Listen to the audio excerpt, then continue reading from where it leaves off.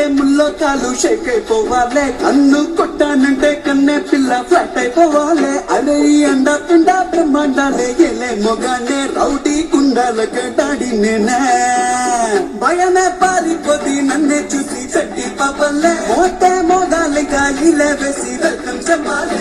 ఈడ చిరగాలి మన బొమ్మే పడితే వచ్చి మరద పెట్టి ఎదురి